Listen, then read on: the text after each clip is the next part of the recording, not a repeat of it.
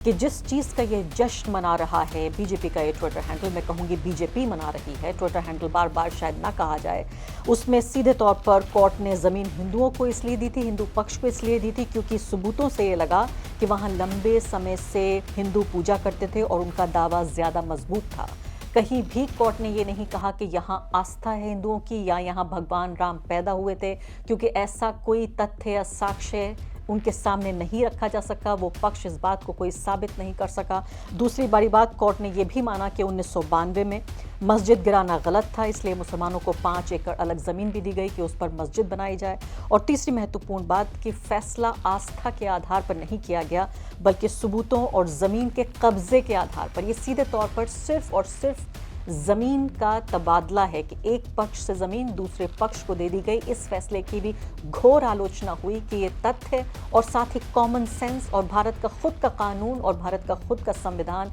इस सब के खिलाफ ये फैसला लिया गया। लेकिन इस सब के बावजूद भारत का मुसलमान और तमाम जो न्यायप्रिय लोग हैं, जो गैर मुस्लिम्स हैं, वो इस फैसले से आगे बढ़ना चाहते थे। उनकी नज़र में ये एक तरह से एक आँख का एक ऐसा कांटा था जिसे मैं कहूँ कि निकाल देने के बाद वो उम्मीद कर रहे थे कि ये जो आगे का समाज है, उनकी पीढ़ियां हैं, वो सुकून से, शांति से अपना जीवन जी पाएंगी। लेकिन ये सब कुछ उनके लिए सिर्फ एक भुलावा था, क्योंकि 2019 के इस फैसले के बाद से आप लगातार ये देखिए कि जो लोग ये कह रहे हैं, यानी ये पत्रकार महोदय हैं, अपने आप को उदारवादी पत्रकार कहती हैं, ये महोदया कह रही हैं कि किस तरह से मेरे जैसे लोगों को कह रही हैं कि हमारा धंधा चलता है, हमारा कारोबार चलता है, कि हम जो आम गरीब मुसलमान हैं जो सोशल मीडिया पर नहीं हैं, उनको हम भड़का रहे हैं।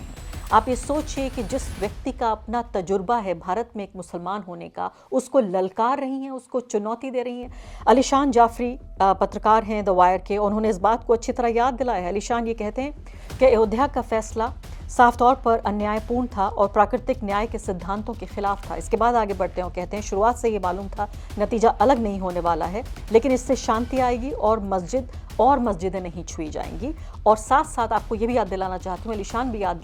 दिला रहे हैं कि जो प्लेसेस ऑफ वर्शिप एक्ट है, यानी जिसके मुताबिक जो कोई भी प्रार्थना का स्थान 15 अगस्त 1947 को था, उसका कैरेक्टर, उसका चरित्र, उसकी पहचान नहीं बदली जाएगी।